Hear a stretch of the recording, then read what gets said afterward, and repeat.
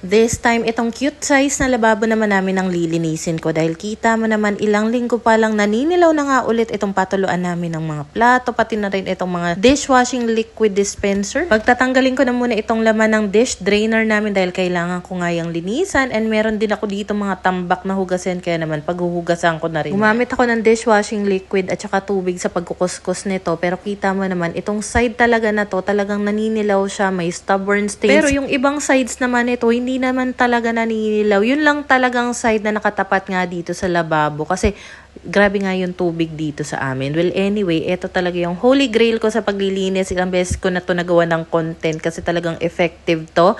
The Pink Stuff Miracle Paste nga pala yung tawag dito. So, kailangan mo lang lagyan yung mga stubborn stains area, like tulad na lang ito. So, kailangan mo lang ng matindihang kuskus dito. Tapos dati, meron kami mga kawali, mga pans na nangingitim na yung mga ilalim, even yung mga lutuan mismo nangingitim na.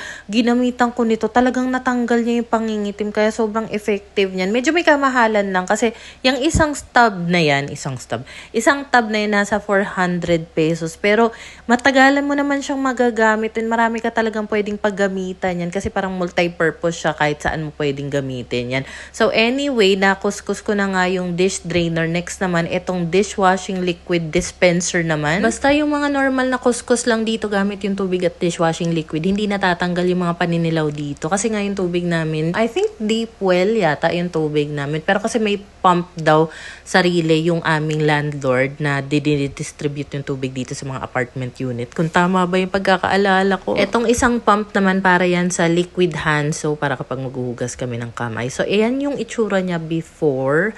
Ito naman siya after. O, diba? Talagang effective siya. So, dahil wala na nga ring laman, eto at nag-refill na rin ako ng dishwashing liquid dito at itutuloy ko lang muna yung paghuhugas dito. So, dito sa maliit na kusina namin, ito lang talaga yung countertop maliban sa lababo, lagay ng mga plato. Dito rin kami sa side na to nagluluto. So, dito sa opposite side, kung nasaan yung camera ko, andyan nakapwesto yung rice cooker. Tapos, nilalabas lang namin yung induction cooker every time na magluluto kami. Anyway, ito yung before, bago ko siya kuskusin ng the pink stuff, and ayan na siya after. Mukha na ulit bago, o diba? Sobra talagang worth it niyang the pink stuff. Idadamay ko na rin ng linis ito kasi ito yung lagay namin ng detergent, liquid detergent para sa panglaban ng basahan dito sa lababo. Pati na rin itong baso na pinaglalagyan ng mga toothbrush kasi kapag hinugasan niya ng yung normal na sponge, may dishwashing liquid, yung mga watermarks, hindi talaga siya natatanggal. So, ang dating, parang luma siya tuloy. So, syempre, gagamitan ko ulit yan ng the pink stuff miracle cleaning paste. Gagamit na lang ako ng ganitong klaseng brush para makuskus ko na maayos yung loob nitong baso, pati na rin ng isang bote. So, ito, ginagawa ko yung ganitong linis sa lababo. Siguro mga once or twice a month. Kasi ang madalas talaga naghuhugas ng pinggan dito sa amin. Si Pinggoy kasi siya yung madalas dito sa kusina. And of course, naglilinis din naman dito si Pinggoy. Pero pag general cleaning, itabi mo, ako na dyan. Charot. So, ayan, at kahit papaano, nagmukhang makinang, mukhang bago na ulit nga itong mga pinaghuhugasan ko. Pero syempre, hindi ko rin palalagpasin itong lababo dahil kita mo naman may paninilaw dito sa kaliwang side. Tapos, hindi siya makinang, hindi siya magandang tignan. Pero syempre, kukuskusin natin yan ng the pink stuff. Ito nga palang yellow na brush na ginagamit ko ngayon. Dedicated talaga itong panglinis para lang sa lababo namin. Kasi matigas yung bristle niya. Talaga matibay yan. Pero minsan kasi kapag kunyari, lilinisin ko nga itong dish drainer namin.